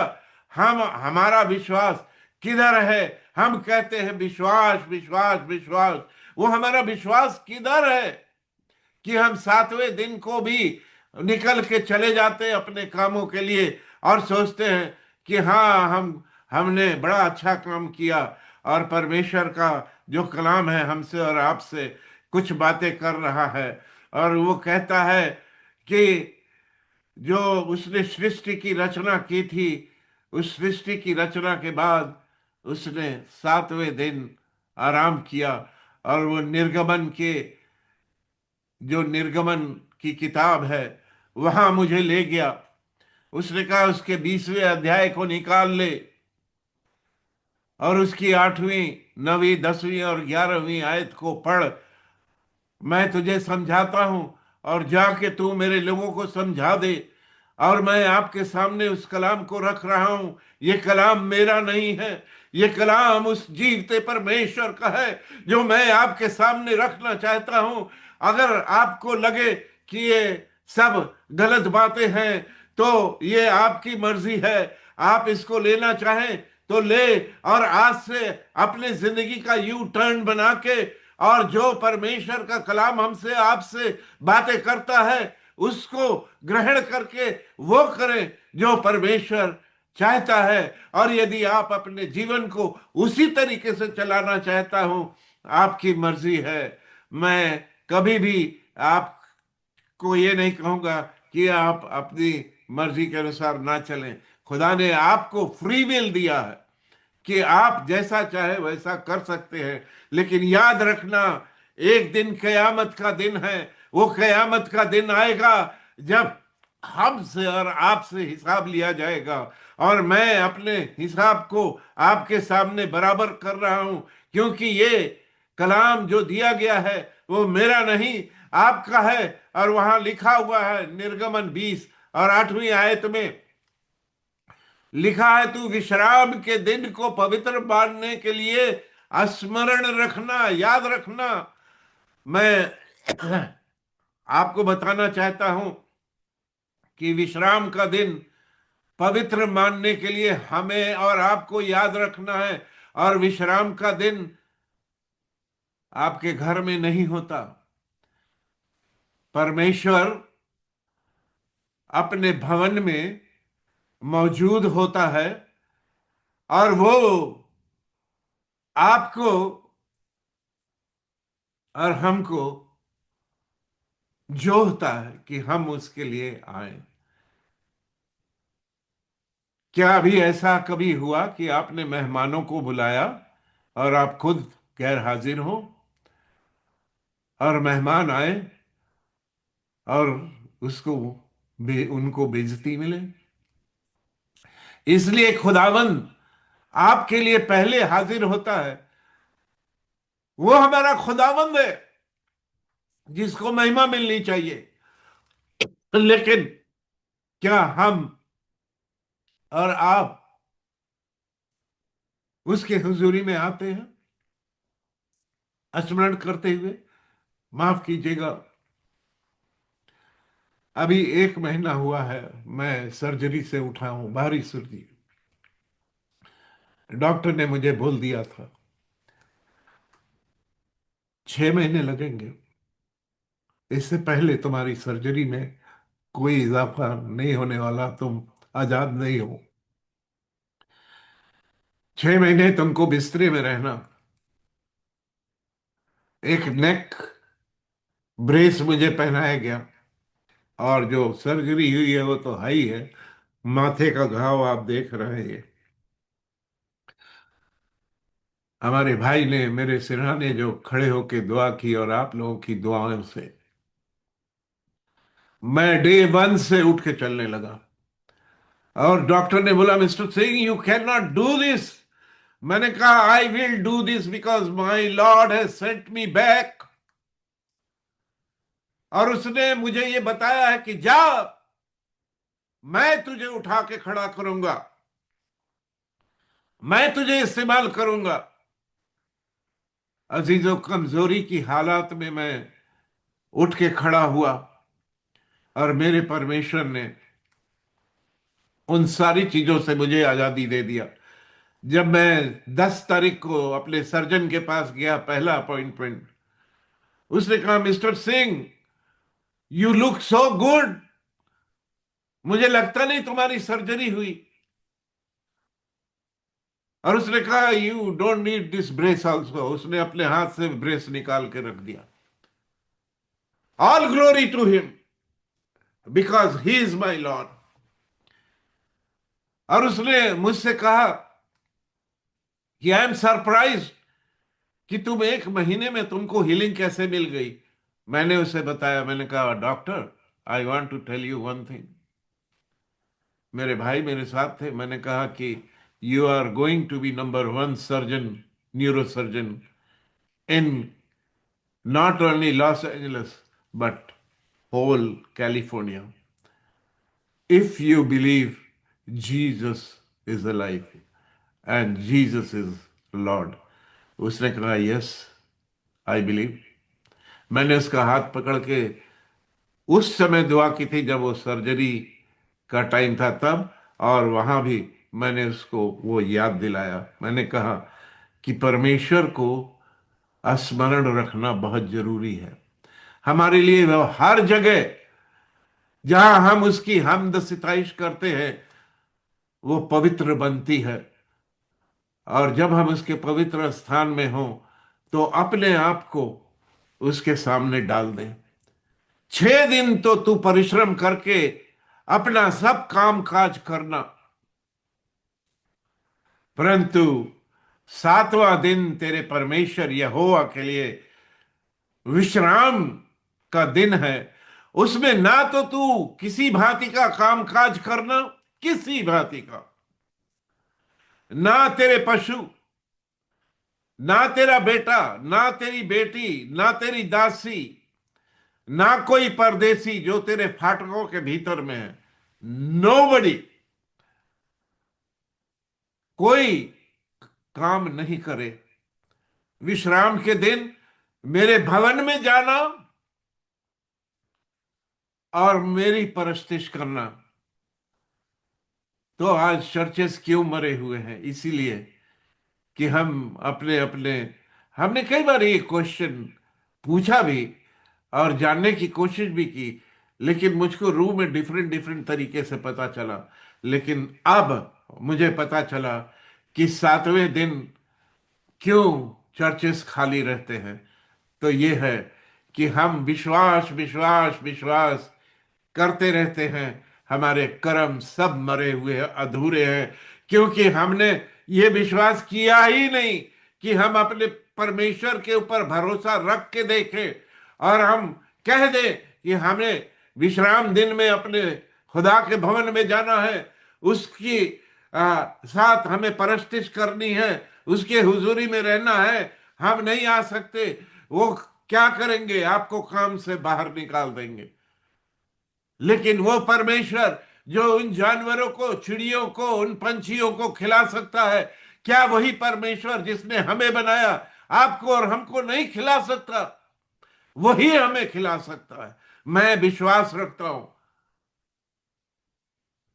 मेरे पास कुछ ना हो, मैंने इस बात को कह दिया कि परमेश्वर जी, आप मेरे लिए पहला स्थान हो, सेकेंडरी कुछ और है। मैं हर रविवार को विश्राम दिन मान के आपके भवन में जाऊंगा और जो कुछ आप मुझसे कहते करने को मैं आपके लिए करूंगा, क्योंकि उसी से मुझे आजादी मिलने वाली है। उसी से मैं उस जगह पहुंचने वाला हूं जहां हमेशा की जिंदगी है। मैं उस नरक में नहीं जाना चाहता जहां दांतों का पीसना, रोना और वो कठिन स्थान में मैं जाके पढ़ना नहीं चाहता। चौथी आयत में वो कहता है, क्योंकि 6 दिन मैं यहोवा जिसने आकाश और पृथ्वी और समुद्र और जो कुछ उनमें है सबको बनाया और 7वें दिन विश्राम किया। इस कारण यहोवा ने विश्राम दिन को आशीष दी और उसको पवित्र ठहराया। जिस दिन को उसने पवित्र ठहराया है उसे ही हम और आप अपने कामों के कर्मों के द्वारा अविश्वास में हम गंदा करते हैं और हम सोचते हैं कि हाँ, हम जो कर रहे हैं वो अच्छा है। एक परिवार हमसे मिलने आया था, शायद वो अभी यहाँ पे मौजूद हों। They are really couple, I believe they are in spirit spiritual.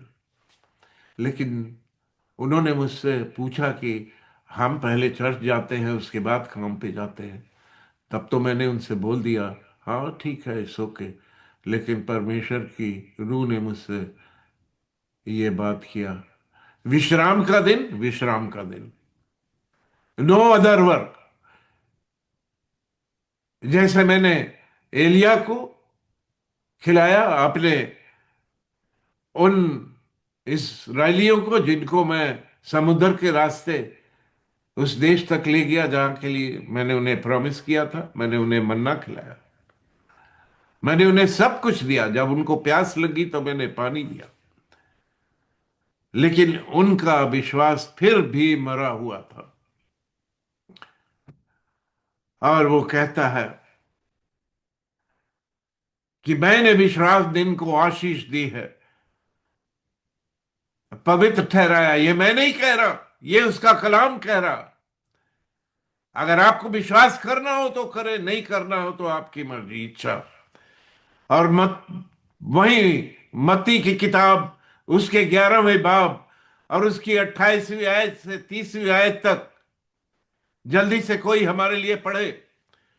मत्ती की किताब उसका 28वां बाब, 11वां बाब 28 से 30 तक लिखा है, हे सब परिश्रम करने वालों और बोझ से दबे लोगों, मेरे पास आओ, मैं तुम्हें विश्राम दूंगा। आप में से और हम में से बहुत सारे ऐसे लोग हैं जो कि परिश्रम करते हैं, अपने काम काजों को करते हैं, लेकिन परमेश्वर हमसे और आपसे यही कह रहा है कि तुम अपने उस जुए को मेरे ऊपर डाल दो, उस काम को जो कि तुम करने जा रहे हो, उस जुए को मेरे ऊपर डाल दो और मुझसे सीखो, क्योंकि मैं नम्र और मन में दीन हूं। क्या हम अपने मन में नम्र और दीन है? तो वो कहता है कि तुम अपने मन में विश्राम पाओगे। It will only happen in our body and soul if we believe कि हमारा बोझ हमारे प्रभु खुदावंद यीशु मसीह ने अपने ऊपर उठा लिया है और हमारी जो भी समस्याएं हैं वो पूरा होने पाएंगी।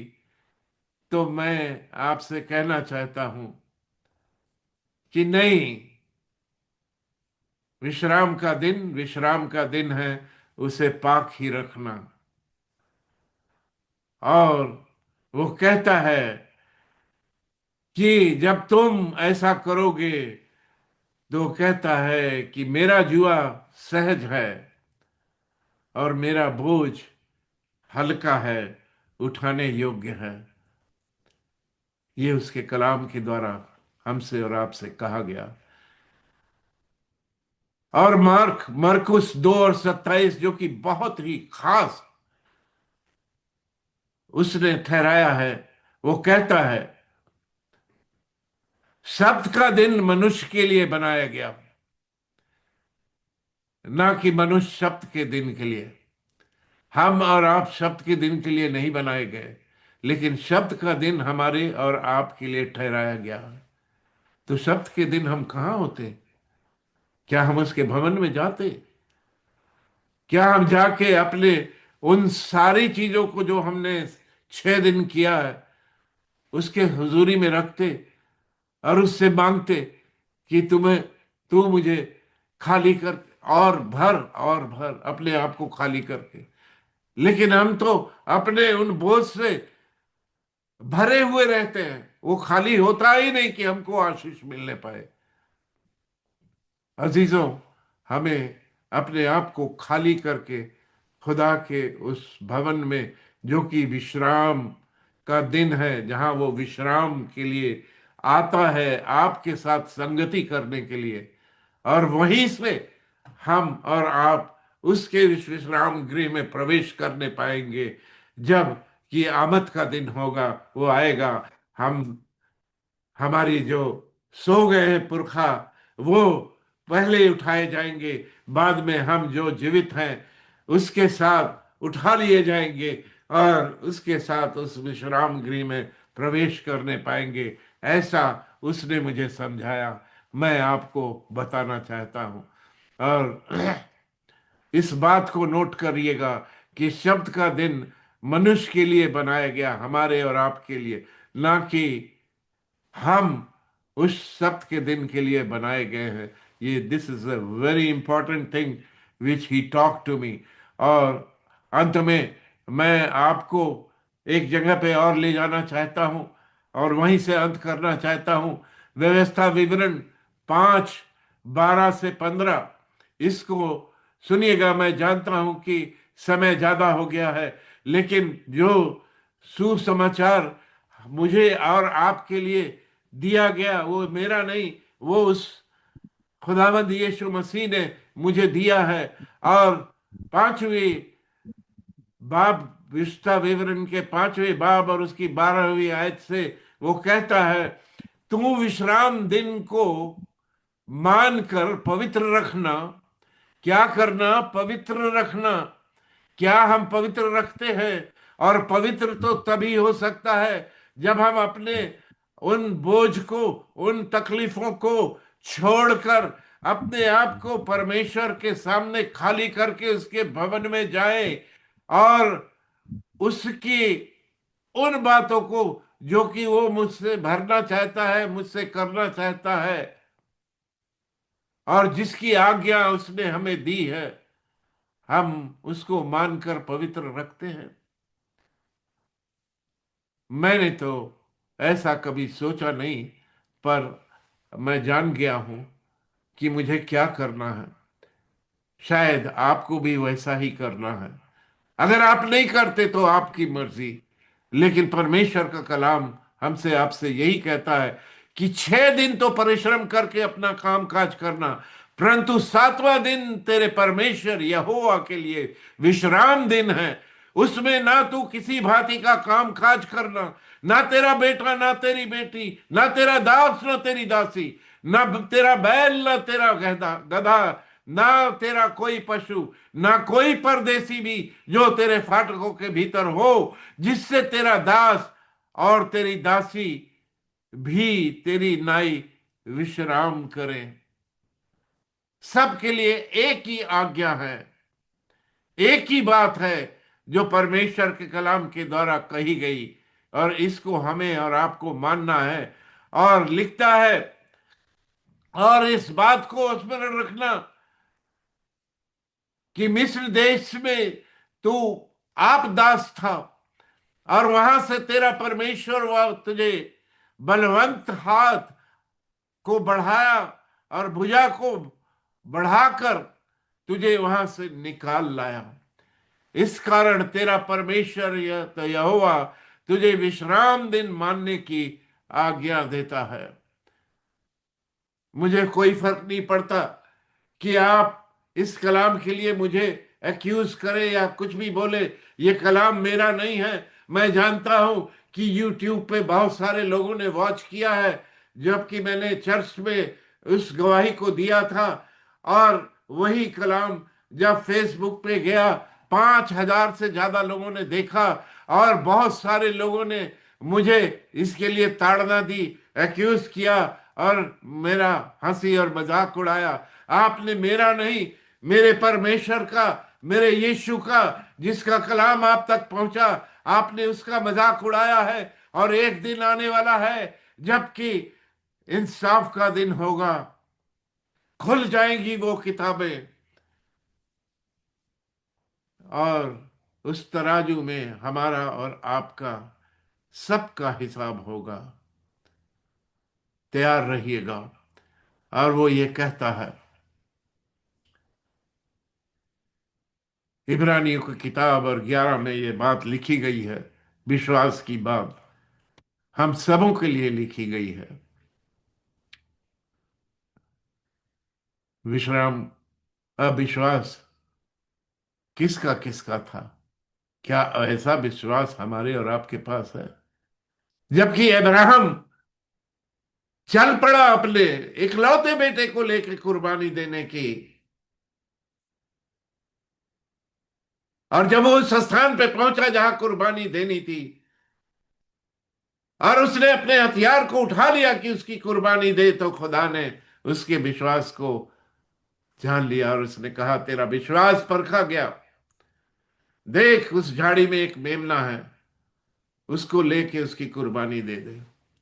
हमारा और आपका विश्वास उसी समय तक परखा जाता है कि जब हमारा सब कुछ लुटता हो, लूत के समान, अयूब के समान, तो लुटने दे।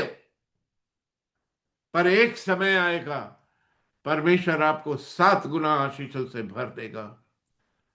अजीजों, वही हर पल का खुदा जो हमारी सांसों का मंबा है, वो बाहें फैलाए हमारे बीच में खड़ा है और वो कहता है, आजा तू क्यों दूर खड़ा? आप दूर क्यों खड़े हैं? विश्वास कीजिए कि जो कलाम आप तक पहुंचा वो मेरा नहीं, पर वो मेरे खुदावंद यीशु मसीह का है, जिसने मुझ जैसे नाचीज को, जो इसके लायक नहीं है, ये मौका दिया कि मैं आप तक इस बात को पहुंचा सकूं। अगर आप नहीं करना चाहते, खुदा बाप आपको बरकत दे, आशीष दे, वो आपकी बात है। हो सकता है चलते चलते कभी आप उस बात को समझ सके। हर पल का वो ही है खुदा। Worship team. हर पल का वो ही है खुदा, सांसों का वो ही मंबा, बाहें जो फैलाए खड़ा, आजा तू क्यों दूर खड़ा, आजा तू क्यों दूर खड़ा। हर पल का वो ही है खुदा, सांसों का वो ही मंबा, बाहें जो फैलाए खड़ा,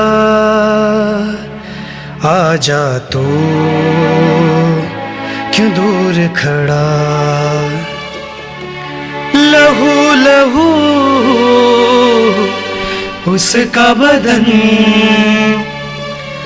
बख्शीने उसका सुखन, लहू लहू उसका बदन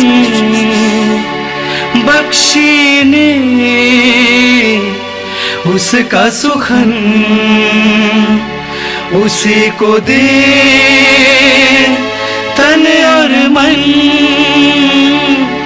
आजा तू क्यों दूर खड़ा, आजा तू क्यों दूर खड़ा। मिट्टी को कुम्हार जैसे हाथों से अपने सवारे, यूं ही कला में खुदावन गूंधे हमें और निखारे। भर मुझे भर खुदा रो मुझे भर, छू मुझे छू खुदा रो मुझे छू। क्या पाएगा तू जीत कर इस दुनिया को, क्या लाभ होगा खोकर आत्मा को। तू आजा यीशु के पास, तुझे यीशु बुला रहा। थैंक यू जीसस, धन्यवाद। Hallelujah. Thank you, Jesus. Thank you, Holy Spirit. Thank you, Holy Spirit. We are in your presence. We are in your presence. Touch each and every one now and make us whole. हमारे बीच में pastor Jagdish from California मौजूद हैं। मैं उनसे विनती करूंगा कि हम हमें दुआ में लेके चले। पास्टर जगदीश। Shalom everyone. खुदावंद भला है और उसकी करुणा सदा की है। आज जो वचन दिया गया है, विश्वास करें, विश्वास करें, क्योंकि आप विश्वास करेंगे तो उद्धार पाएंगे, विश्वास करेंगे तो आशीष पाएंगे, विश्वास करेंगे तो आप उस बड़े कामों को देखने पाए जो आपने अभी तक नहीं देखे हैं। कि प्रभु जो वचन अपने बंदे के जरिए से दिया है, वो मुझे और आपको इस बात की चेतावनी दे रहा है कि हमको अपने विश्राम के दिन को जो उसने हमारे लिए बनाया है पवित्र करना है। उसके भवन में जाना हमारे लिए आवश्यक है कि हम उसके घर में जाने पाए और उसकी इबादत करने पाए। इसलिए अपने आप मनों को तैयार करें। प्रभु आपके हृदय को देख रहा है, प्रभु आपकी आंखें आपकी तरफ लगी हुई हैं। वो आपके बगल में खड़ा हुआ है यीशु मसीह, और कह रहा, आ मेरे बेटे, मेरी बेटी, मैंने तेरे लिए अपनी जान दी है। आजा, क्यों दूर खड़ा है, क्यों खड़ा है दूर? मेरे पास आ, मैं तुझे विश्राम दूंगा। Thank you Lord, we thank you Jesus, hallelujah. धन्यवाद धन्यवाद धन्यवाद धन्यवाद करते पिता परमेश्वर, प्रभु यीशु मसीह, पिता पवित्र आत्मा, धन्यवाद करते आपके बड़े अनुग्रह के लिए खुदावन, जिसमें आपने इस समय तक हमेशा हर एक को जीवितों की जमीन पर जिंदा रखा, ताकि खुदावन हम आपकी गवाही देने पाए, आपकी महिमा करने पाए, आपकी वर्शिप करने पाए। हम आपकी शुक्रगुजारी करते हैं खुदावन, आपके बेटे पास्टर सैमुअल सिंह के लिए खुदावन, जिनको आपने दर्शन में आकर आपने उनसे बातें की पिता परमेश्वर, अपना वचन दिया। न सिर्फ वचन दिया पिता परमेश्वर, जब वो उस दुख की घड़ी में थे खुदावंद, आपने अपना लहू का हाथ बढ़ाकर अपने बंदे को चंगा कर दिया खुदावंद। हम आपका धन्यवाद करते पिता परमेश्वर। संसार की रिपोर्ट कोई भी कुछ ना कुछ कहे, डॉक्टर्स क्यों ना कुछ भी कहें, पर प्रभु यीशु मसीह तू सबसे बड़ा, तू महान परमेश्वर जो अपने बंदों को हर मुसीबत से निकालने की सामर्थ्य रखता है। हम धन्यवाद करते हैं पिता परमेश्वर, और धन्यवाद करते हैं आज के इस दिन में तेरे तमाम बेटे और बेटियों के लिए जो आज की सुबह में, आज की रात में खुदावंद इस पेज पर जुड़े हैं खुदावंद, जिन्होंने इस वचन को सुना है पिता परमेश्वर। होने दे कि हर एक जन खुदावंद अपने आप को जांचने पाए पिता परमेश्वर। प्रभु आपके वचन में लिखा है उनके कान तो हैं वो सुनते नहीं, उनकी आंखें हैं पर वो देखते नहीं। हाँ खुदाबंद, क्योंकि आंखें संसार ने बंद कर रखी और कान शैतान ने बंद कर रखे ताकि वचन ना सुना जा सके। इसलिए खुदावंद यीशु मसीह आज की सुबह में आपसे प्रार्थना करते हैं कि एक एक कान यीशु मसीह के आंखें आपके नाम से खुल जाएं प्यार पिता परमेश्वर, ताकि वो आपके बड़े फजल को, बड़े अनुग्रह को देखने पाए और इस संसार में विजयी होने पाए खुदावंद, क्योंकि तूने अपने बेटे और बेटियों को विजयी बनाया है, तूने उनको विक्टोरियस बनाया है खुदावंद यीशु मसीह, ताकि वो तुझ में जय प्राप्त करे और तेरी महिमा करने पाए। हम सब बातों के लिए धन्यवाद करते हैं। एक एक चीज, एक जन को आपके लहू के बारे में छिपाते, पवित्र आत्मा सहायता कर और एक एक पर अपना कब्जा कर। इस प्रार्थना को मांग लेते यीशु मसीह आपके ही मीठे मधुर नाम में सुने और कबूल कर लें। आमीन। आमीन आमीन आमीन। हमारे बीच में पास्टर ममता कातरे मौजूद हैं, वो खुदा की सिखाई हुई दुआ में लेके जाएंगे। हालेलुया। आइए हम मिलकर प्रार्थना करेंगे। हे हमारे पिता, आप जो स्वर्ग में हैं, आपका नाम पवित्र माना जाए, आपका राज्य आए, जैसी आपकी इच्छा स्वर्ग में पूरी होती है वैसे इस पृथ्वी पर भी पूरी हो। जिस प्रकार हमने अपने अपराधियों को क्षमा किया वैसे हमारे अपराधों को क्षमा करो। हमारे दिन भर की रोटी आज हमें दीजिए और हम परीक्षा में न डालिए परंतु बुराई से बचाइए, क्योंकि राज पराक्रम सदा आपका है प्रभु जी। आमीन आमीन आमीन आमीन आमीन। हमारे बीच में पास्टर अयूब सबीर हैं, मैं उनसे विनती करूंगा कि हमें बेनेडिक्शन में लेके जाए।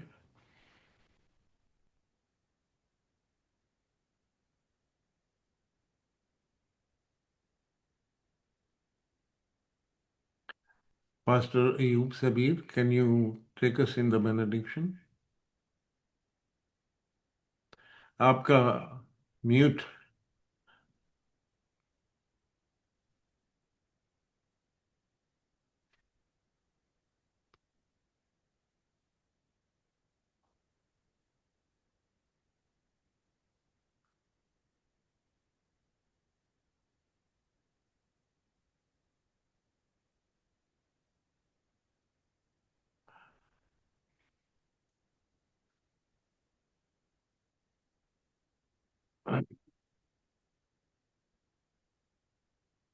जी, खुदावंद आपको बरकत दे और आपको महफूज रखे। खुदावंद अपना चेहरा आप पर जलवागर फरमाए और आप पर मेहरबान रहे। खुदावंद अपना चेहरा आपकी तरफ मतवज्जो करे और आपको सलामती बख्शे। अब हमारे खुदावंद यीशु मसीह का फजल, खुदा बाप की मोहब्बत, पाक रूह की शराकत और रिफाकत हम सबों के साथ, दुनिया के तमाम ईमानदारों के साथ, कौम बनी इसराइल और शहर यरूशलेम के साथ अब से लेकर हमेशा तक होता रहे। आमीन। खुदा बाप, आमीन आमीन और रूल आमीन। के नाम से। Thank you very much.